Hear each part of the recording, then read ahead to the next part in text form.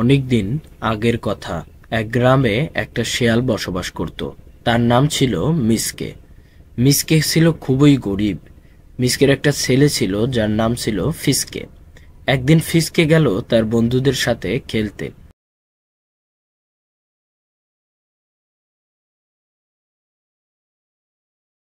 সেখানে গিয়ে ফিসকের সব বন্ধু বসে মোবাইলে গেম খেলছে। এই মার মার মার মার, আরে ভাই রিভাইভ দে, আরে মার মার মার মার। কিরে, তোরা সবাই এখানে বসে বসে মোবাইল দেখছিস আর কি যেন বলছিস? আমি তো কিছুই বুঝতে পারছি না। আমার বুঝেও কাজ নাই, চল খেলতে যাই। ফিসকের বন্ধু টুনু বলল, শোন ফিসকে, আমরা বসে বসে খেলতেছি, তুই যা, আমাদের ডিস্টার্ব করিস না। ও, তোরা যেহেতু খেলতেছিস তাহলে আমাকেও খেলায় নে, আমিও খেলি। আমাকেও খেলায় নে, আমিও খেলি বললেই হলো। তোর কি মোবাইল আছে? এটা মোবাইল দিয়ে খেলতে হয়। তাহলে তোর মোবাইলটা দে, আমি একটু খেলি। তোকে আমার মোবাইল দেই আর তুই খেল, আর আমি চেয়ে চেয়ে দেখি।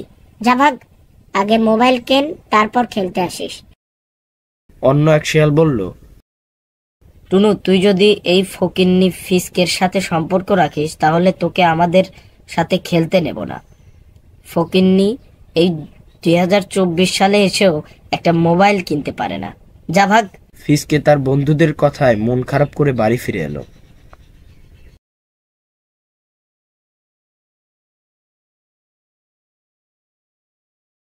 বাবা, আমি জানি তোমার সামর্থ্য নেই, তারপরেও বলছি, আমাকে কি একটা মোবাইল কিনে দেবে? আমার বড় মোবাইল নাই বলে বন্ধুরা আমাকে খেলতে নেয় না। আমরা গরিব, ঠিক মতো ভাতই খেতে পারি না, তোকে বড় মোবাইল কি করে কিনে দেব বল? তারপরও তুই যেহেতু চাইছিস, আমি আগামী মাসে তোকে একটা বড় মোবাইল কিনে দেব। আচ্ছা বাবা, তুমি আগামী মাসেই দিও। এদিকে প্রায় 1 মাস কেটে গেল। মিসকে মোবাইল কেনার টাকা জোগাড় করতে না পেরে মন খারাপ করে এক গাছের নিচে বসলো। গাছের নিচে বসে বলল, হায় আল্লাহ, তুমি আমাকে এতই গরিব বানিয়েছো যে আমার একটা মাত্র ছেলে সামান্য আবদারটুকু পূরণ করতে পারছি না। আমি যদি এই মাসে ফিসকেকে একটা মোবাইল কিনে দিতে না পারি তাহলে ওকে কি বলবো? সেই গাছের উপর দিয়ে একটা পরী উড়ে যাচ্ছিল।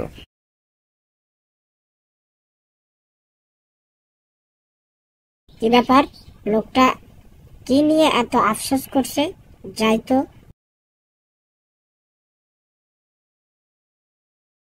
বলে পরী মিসকের কাছে এসে বলল, কি ব্যাপার, তুমি কি নিয়ে এত আফসোস করছো?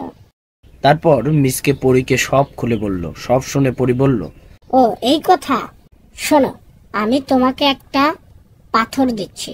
সেই পাথরটি তুমি বাড়ি গিয়ে তোমার বাড়ির উঠানে পুঁতে দেবে। কয়েকদিন পর একটা গাছ বের হবে। সেই গাছ বড় হলে বিভিন্ন প্রকার মোবাইল ধরবে। এতে তোমার ছেলের আশাও পূরণ হবে আর তোমার অভাবও ঘুচবে। বলে পরী একটি পাথর দিল।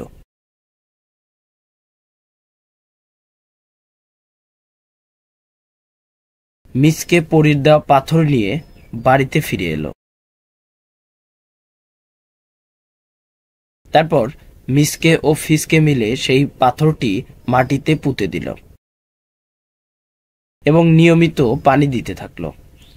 কয়েকদিন পর সেখানে একটা গাছ হলো এবং আরো কিছুদিন পর সেই গাছে অনেকগুলো আইফোন ধরলো। বাবা ফিসকে, এখান থেকে যে মোবাইলটা তোর পছন্দ হয় তুই সেটা নে, আর বাকি মোবাইলগুলো আমি বাজারে বিক্রি করে আসি। বাবা, আমি তো মোবাইল নেবই, কিন্তু তোমারও একটা মোবাইল নিতে হবে। আমার জন্য মোবাইলের কি দরকার বাবা?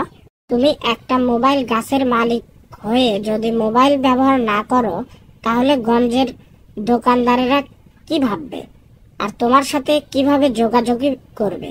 আর তুমি এই মোবাইলের মাধ্যমেই দেখতে পারবে কোন মোবাইলের কত দাম। আচ্ছা বাবা, দে।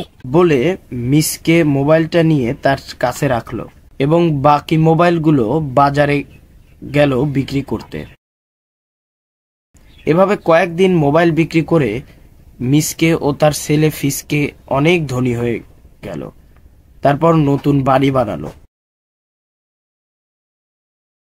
বাজারে একটা বড় মোবাইল শোরুমও করলো। তারপর তারা সুখে শান্তিতে বসবাস করতে লাগলো।